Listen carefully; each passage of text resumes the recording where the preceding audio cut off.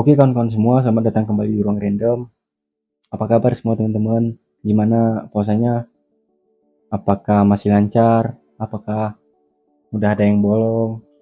Semoga lancar ya. Nah jadi kawan-kawan, di sini aku mau bikin video terkait dengan salah satu hal yang lagi panas-panasnya. Dan di kolom komentar video sebelumnya, ada yang request untuk aku membahas tentang eh, perang antara Amerika, Israel versus Iran. Katanya menarik tuh. Nah, menurut aku juga menarik sih. Ini emang udah menjadi planning aku. Udah emang emang aku juga pengen bahas karena berita headline di TV, media sosial, isinya semua tentang perang Amerika versus Iran tuh. Nah, jadi kawan-kawan, kalian itu pernah ngerasa nggak sih kalau dunia itu lagi nggak baik-baik aja? Atau malah kalian ngerasa dunia itu baik-baik saja?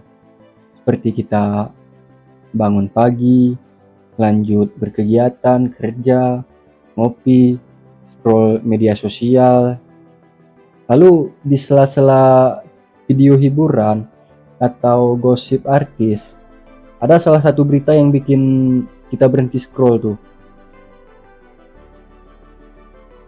Ada Amerika, Israel, perang melawan Iran.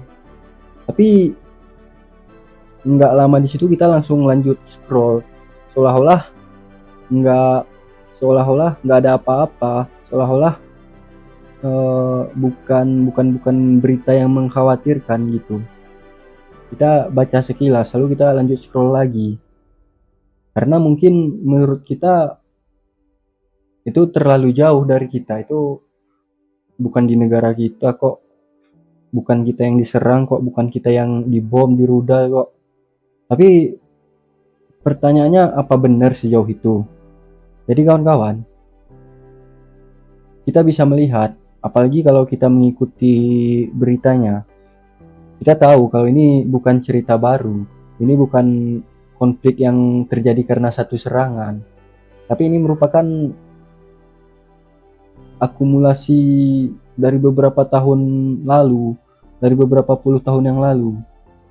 Nah, jadi kawan-kawan, pada tahun 1979 itu, Iran itu mengalami revolusi besar-besaran, mengalami revolusi besar, di mana pemerintah Iran yang dekat dengan Barat itu berhasil tumbang, lalu kemudian digantikan dengan rezim baru yang notabene anti Amerika dan anti Israel.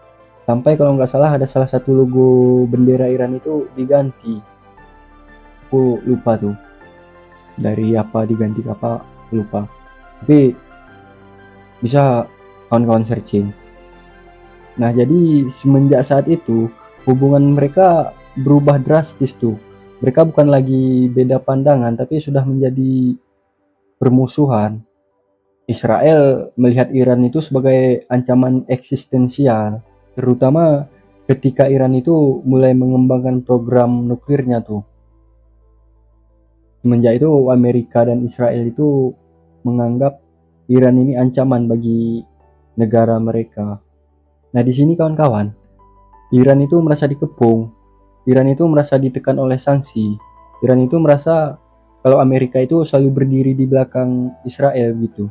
Dan semenjak saat itu ketegangan nggak pernah benar-benar hilang tuh, hanya naik turun lalu naik lagi, menggebu lagi, seperti yang kita lihat sekarang ini.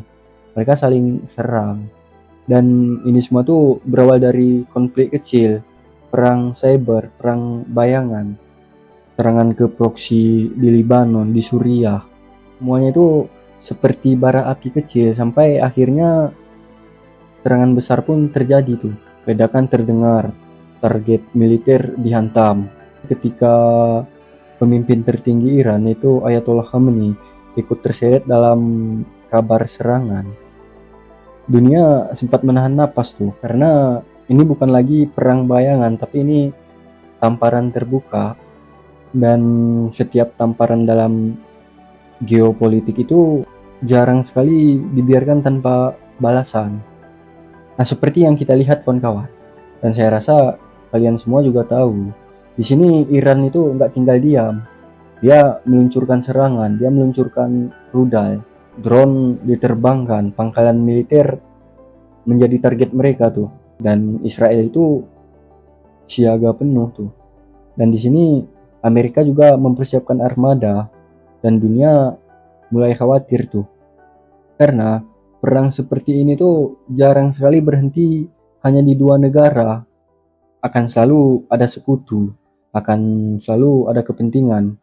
Dan ketika kepentingan itu bertabrakan, api bisa membesar dengan sangat cepat, kawan-kawan. Ketika perang ini terjadi antara Amerika Israel melawan Iran, banyak sekali orang melihat kalau ini perang agama karena mayoritas Iran itu Syiah dan mayoritas Amerika dan Israel itu Yahudi. Amerika itu seringkali dilihat sebagai representasi Barat.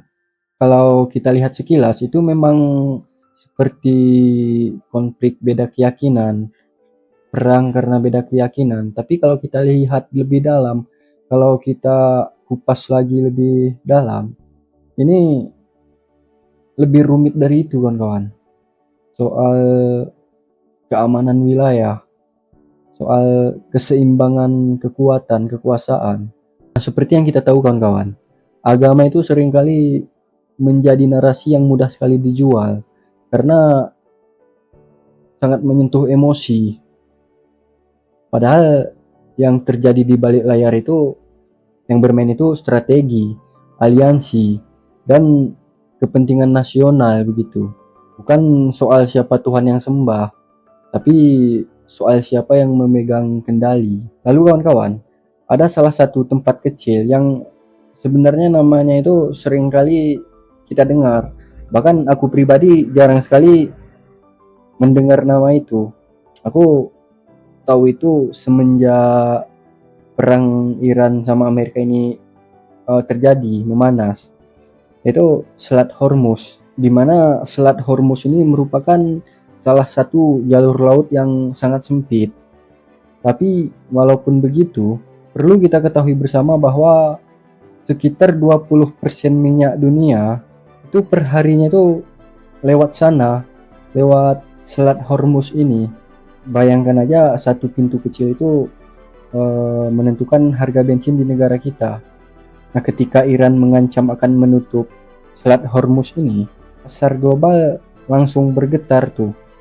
Pasar global langsung panik tuh. Dan disitulah perang itu terasa dekat sama kehidupan kita. Mungkin secara serangan dengan bom kita itu nggak kena, tapi bayangkan kalau Selat Hormuz ini ditutup, kita bakal kena dampaknya. Harga bensin pasti akan naik, dan ketika itu naik, otomatis barang-barang yang lainnya juga pasti ikutan naik.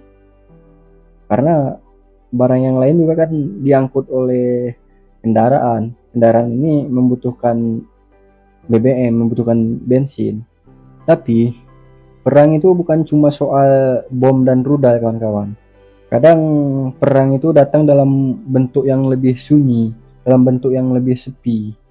Seperti harga BBM naik, harga logistik mahal, harga sembako ikut terdorong. Dan kita yang ada di Indonesia ini, mungkin kita nggak langsung mendengar ledakan bom itu, nggak langsung mendengar ledakan rudal itu. Tapi kita bisa merasakan efeknya itu di dompet kita, di ekonomi kita. Dan rakyat yang nggak pernah duduk di meja perundingan itu tetap menanggung akibatnya, tetap merasakan akibatnya. Itu yang seringkali terlupakan, itu yang seringkali nggak terlihat. Perang itu mungkin sangat jauh dari rumah kita kawan-kawan, ribuan kilometer dari negara kita Indonesia. Tapi harus kita ketahui, harus kita ingat bahwa dunia hari ini saling terhubung, dan terkadang yang terasa jauh pelan-pelan itu menjadi sangat dekat. Oke kawan-kawan, mungkin sekian dulu untuk pembahasan kali ini. Terima kasih yang sudah menyempatkan waktu untuk menonton. Semoga kalian selalu dalam keadaan sehat. Semoga lancar menjalani ibadah puasa. Dan sampai jumpa kembali di video-video selanjutnya. Wassalamualaikum warahmatullahi wabarakatuh.